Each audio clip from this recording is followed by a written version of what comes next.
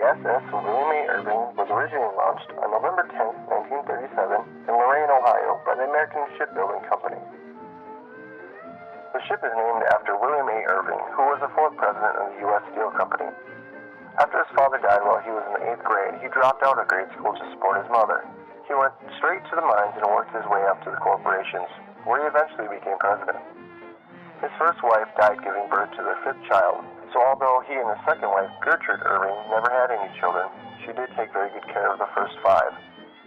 William and Gertrude were the first guests on board the Irving, and the entire Irving family was still around after the ship was built, giving them an opportunity to sail as guests together.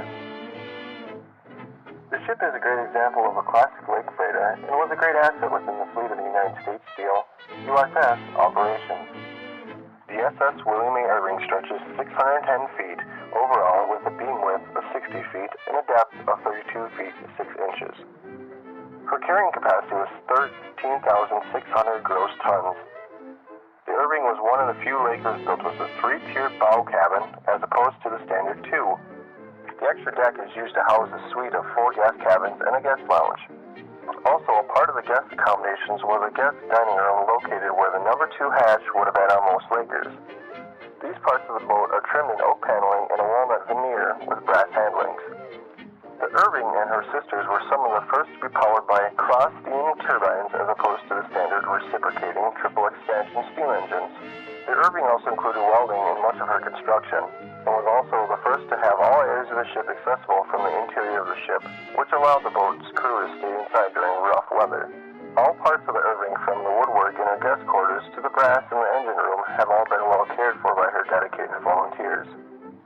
The Irving made its maiden voyage on June 25, 1938 from Lorain, Ohio. It was the first of 4 ships within the vessel class for the USS, which included the Irving, Governor Miller, John Holst, and Ralph H. Watson, each costing about $1.3 million. The majority of the vessel's runs included a route from Duluth to 2 harbors carrying bulk materials.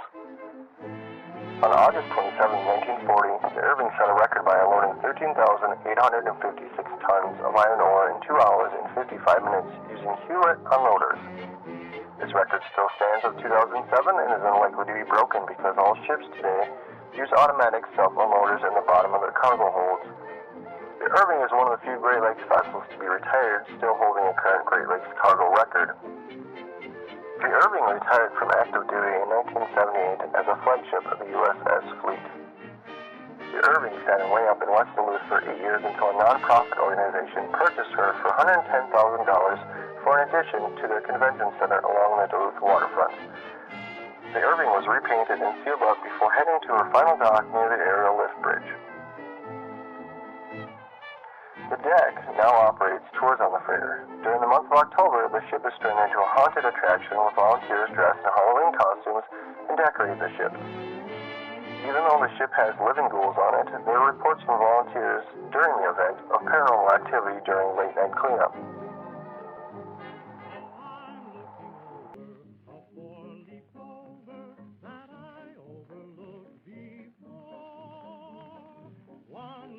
Sunshine, the second is rain, the third is the roses that grow in the lane.